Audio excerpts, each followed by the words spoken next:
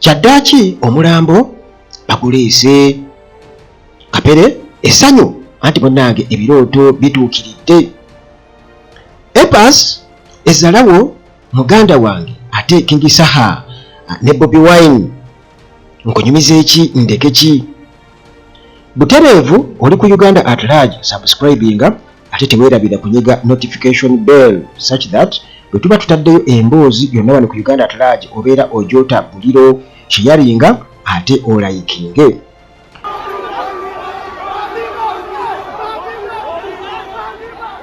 Kasita owulira era n'olaba ebyambalo, kasita owulira Bobi n'olaba munnange ebyambalo ebyo okakasa nti Bobi wine abeera ali mu nfu. Wetwogerera Bobi wine ali mu ggwanga erya Dubai naye teyagenze yekka, yagenze n'omugenyi kwegamba eno yabadde tuwa eyasuubizibwa Kapere anti bagamba munnange akusuubiza akira akumma. Kati nno munnange yabadde tuwa eyasuubizibwa Mbuuse Yokaana emanya g'amatuufu Kapere eyazannyanga mu amalula. Bwe batyo munnange batuuse bulungi mu kibuga Dubai era bino nno munnange byatandise nga surprise. Kapere nga bwe yasaba Bobi wine okubeera ng'amutwalako emitala w'amayanja bw'atyo munnange we lwakedde nga ate tamusulako surprise. Bwe batyo ne bagenda ebusaabala ne basooka bali ekyennyanja ne basooka basibira ddala embuto okusobola ate munnange okufuna amaanyi ageeyongerayo. Kapere yaliridde ddala era kayogati ke kasinze okubeera nga kamuwoomera.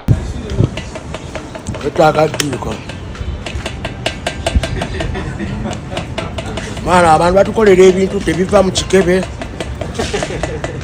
n'olaba kati ng'omuntu agenda kufa stress za bwereere. Olaba ngo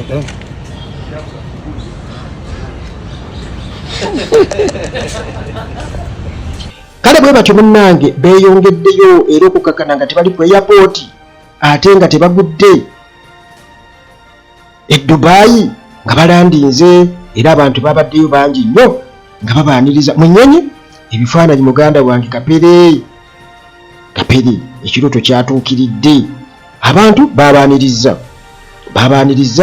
era munnange Kapere bw'atyo ng'ali excited nnyo mu bigambo bye. Waliwo omuntu omu yabadde agamba nti ebyo bya bulijjo. Nalabyeko mu comment section oli ng'agamba ebyo bya bulijjo. In fact nawuliddeko ne gundi ng'akyogerako yabadde penge naye yabadde avumirira omuntu eyayogedde ekintu ekyo yakomentinze bw'atyo kwegamba mu ngeri y'okweraga ne penge yabadde akivumirira. Munnange biyinza okuba bya bulijjo singa otuwa obukakafu nti ewammwe mu kika waliyo alina ennyonyi. Bwebulanga bya bulijjo nga ennyonyi ogiyita kagaali kitegeeza ojja tugamba nti ane anko wange wuuno agirina ne taata wange tujja kakasa nti munnange bya bulijjo. Naye muleke kwefuula nti mumanyi nnyo olwokuba nti olinye n'ogendako wali bukati gwe mbu bya bulijjo. Si bya bulijjo, era bya bulijjo bakito gyesonyiwa. Munnange eyo nga tuvuddeyo Kapere ekirooto kyatuukiridde dda tetumanyi oba yeebasa atya oba atya naye nga ye oluvimbo bw'abanga luvimbo kituufu oluvimbo lwafuuse oluvimbo.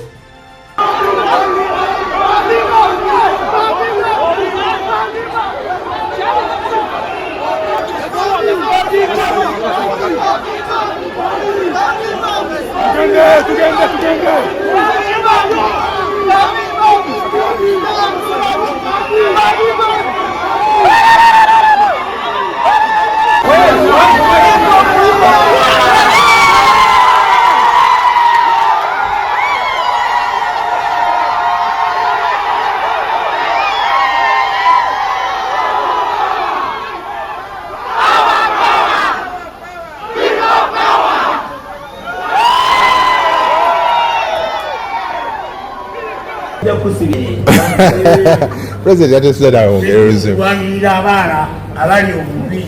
Yes. Muluzungu. Kulwanirira eddembe ly'omuntu wawakulinyirira omuntu. Abana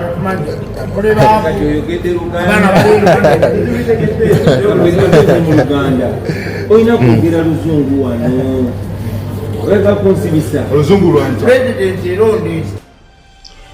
Gabadde mazigana biwoobe Mese Bontwe eyafiira mu ggwanga erya Amerika munnange omubiri gwe bwe gute gwatonye ku kisaawe Entebbe era ab'enganda n'emikwano bwe batyo baabaddewo nnyo mu nnaku empitirivu okukkakkana munnange bwe batyo nga bamututte emunyonyo okubeera nga bamusabira ate oluvannyuma bwe batyo ne batubuulira butya bwe bigenda okubeera nga bitambula puroguramu ey'okkungubaga egenda kubeera etya. Amanya n'eddoboozi Senga Sebbanga nga tuli wano emunyonyo ku Church of Uganda. Tubadde tuzze okusabira muganda waffe Mese Bontwe omwagalwa w'abangi mukimanyi nti yafiira mu Amerika so kati yakomezeddwawo tuvula tumuleswa n'olwayo tumusabire ne bwe tuva wano olwaleero tumutwala mu makage ag'Ekabuuma Ntebe Road tugenda kusulawo ekiro kya leero olunaku olw'enkya ate era badde alina amakage Entebbe nga waliyo n'abaana bayitawo Kitende Ntebe Road era nawaasulewo olunaku olw'omukaaga olunaku olw'Essande tumutwale ku National Theatre gye tugenda okusiiba twasalawo babatone fenga bannabitone fenga baleze mu Amalula family tugenda ku celebrating obulamu bwe tugenda kumuyimbira tugenda kuzanya comedy era ebyuma weebiri ne stage ne backline abayimbi mujje tu celebrating obulamu bwa Mese bwe tunaavaawo ku Sunday ekiro kyennyini ekikeesa ku Monday tumutwale waabwe Embalala bayitawo olw'empala erw'empala Mbalala era asulewo ku Monday olunaku olw'okubiri lwe tugenda okuziika Mese tumuwerekere mu kitiibwa tuyita bannayuganda mwenna mujje tuwerekere Mese abadde mukwano gw'abangi abadde mpaji y'amaanyi nnyo mu art industry so Omukama amuwe ekiwummula eky'emirembe era tusaba tumuwerekere mu kitiibwa. Hillside View Apartments kyekifo ekitegekeddwa obulungi eri gwe wenna eyandyetaaze okubaako w'opangisa okusula okumala ennaku engere. Ekifo kino kirimu buli kimu oba oyinza okugamba kiri fully furnished kirina free wifi parking nga ziddala ate nga ya bwereere. Apartments zino zizimbiddwa ku mulembe anti munnange bw'ogipangisa obeera ng'ali mu makaago tolina kiweetaaga kwetikka kutwala oyagala kwefumbira buli kimu mwekiri ate nga ne ba caretakers babaawo okuweereza. Security y'amaanyi emisana n'ekiro kifo kisirifu ekiyinza okuwa emirembe okuwummuliramu ate nga n'omulirwano gwa buvunaanyizibwa. Hillside View Apartments zisangibwa ku kyalo Janyi ku Kyaki gweno munnange ava ku Entebbe Airport ovugirawo eddakiika 25 zokka olubootuuka ekitende Kajjansi n'ovugirawo eddakiika 8 zokka okutuuka ku Hillside View Apartments. Bw'oba ova Kampala ovugirawo eddakiika 25 zokka ate gwe munnange ava emunyonyo Kinyana Mpindi kubanga eddakiika ziri 10 zokka. Emiwendo gikkirizika ate nga gyakuteesa kuba ku 07041319 oba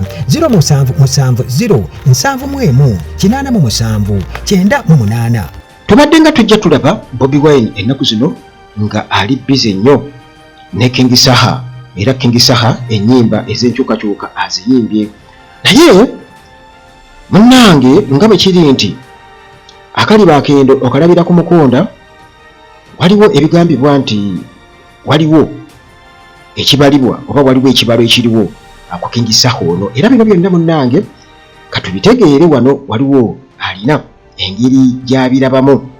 Tuyina ekivulu ekirala ekivulu kino kyalangiddwa omusajja gwe bayita Bobi Wine. Lwaki Bobi Wine yakiranze ekya Saha kiriyo nga ya erugogo lwaki Bobi Wine yakiranze waliwo ekintu kyemubuusa amaaso ku King Saha mwe mutunulya King Saha mulowooza yakubwa naye ina kalakita entuufu. Bobi Wine yatandika nayo nga bamunyooma nga ayingira ekyaddondo yajja na kalakita eyo nti aba balasita balina Katonda ekintu kye yabateekamu nga wayogera gw'omulaba nga akubiddwa naye ng'alina obubaka bw'ateeka mu bantu. Every fucking single day King Saha amakinga sure abaako abavubuka bakyusa nziramu buli lunaku olukya King Saha alina abavubuka bakyusa naye gavumenti ebika tekiraba balowooza ati ye yeesunguwala bwesunguwazi. Kati omuyimbi omutuufu eyamala nti ono omwana ali ku kituufu ye Bobi Wine. Currently today King Saha ye musigire wa Bobi Wine newankubadde Nubian bazze bayimba ebbanga ddene best friend we ekyo kiyinza kigaana naye kati omuntu Bobi Wine gwayinza oyisaamu obubaka ye King Saha dandisoolo Ye King Saha. Guloza Bobi Wine ndachimanyi muno kamiliyoni simulwadde. Bobi Wine ndachimanyi kamiliyoni simulwadde. Nene alina otuukiriza kino nti banayogera batya nti omukulembeze tagenze mu ddwaliro n'amutega Saha n'agenda ne Saha.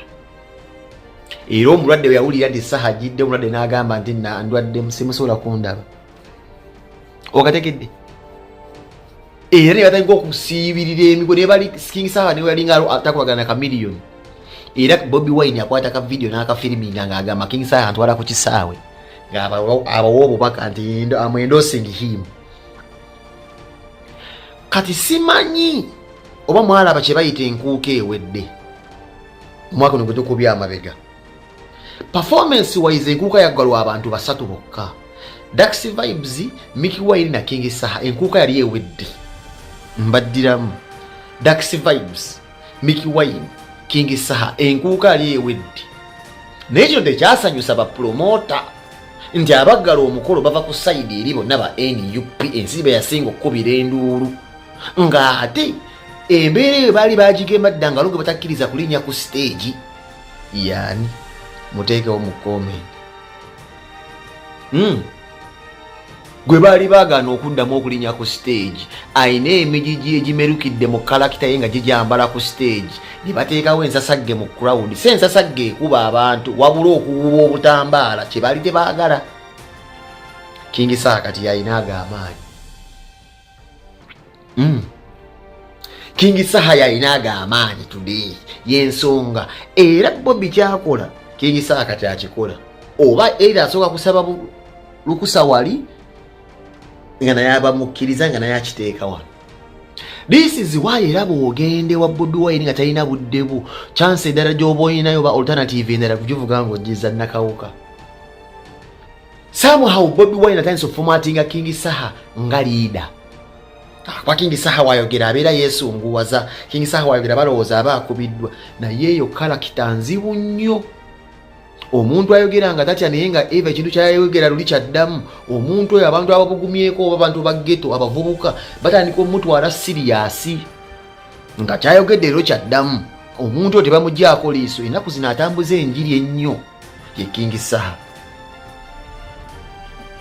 Nga wali kati nti ye musigire wa NUP era King Saha oyo mujja kwebuuza waki Bobi Wine yasoso okuteekawo flyer ya King Saha ey'ekivulu kino. Yo ndiyakasoso gironkinga. Kati ne King Saha yafuuka mutabani wa Bobi Wine omutuufu. Kati abo bagamba paying prophesize kye kinajja mu maaso. Music wise King Saha jajjo tuusika maaso bayinza omumusala amazzi. King Saha ayinza obutaddamu kulinnya ku nkuuka. Lwaki? Tewali njawulo wakati wa King Saha nga ayimba ne Bobi Wine ku stage. Bonna baleke bayimba be bayimbya oba bali kodingira abantu naye bava ku stage nga baleseeyo ebigambo ebiri political mu bantu. Basuuliramu abantu obuntu obuvu bateekamu obwenvu kye bayita envendirwa mu bigambo ne kano kaakano oba akathembayo nga kabyabufuzi. Ebiseera ebisinga abategeka enkuuka tebaagala bintu ebyo. Kireetedde Abaganda abamu okwewuunya nti ategeka enkuuka eyo sente muzijja wa Museveni oba nedda awo simanyi. Awo nga tudda ku bategesi. Abategesi baagala Obuganda oba nedda. Nja kugamba kale dda baali babwagala. Kati babwagala. Nze ndaba bya kimafiya. Ate omuyimbi Apass asazeewo ayonke ku masannyalaze. Naye engeri gy'agayonkamu agayonka mu ngeri ya zzalawo. Waliwo be bayita ba Big 3 boogera ku Bobi Wine, Bebe Cool ne Chameleone. Bw'atyo Apass alina ekivulu agamba nti ye yasinga kati bino byagenda okubeera nga adisplaying essaawa eno. Bino birala nnyo, eno level yanjawulo nnyo so si eri ey'abali. And that's what I meant. Let's say Chameleons. These are people I respect. Bobi, Big 3, Babaita. None of them can do what I do. True. They cannot. Because because omuntu wamwagire banga dene. Tekitegeeza nti yenkanazi.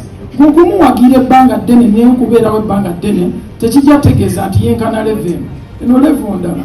There's a different level. There's a different flex. When it comes to lyrics that are free from gimmicks, naye kati bw'otunuulira kiri ekyogamba nti omuntu akoze shows nnene amasinze bafans bangi ekyo kirala naye bwe tuwogera ku art I am the artist. Ate munnange bwe tutyo ne tugwira ekikangabwa ekya Gloria Bogi yazza ayambadde akagoye kasimye through.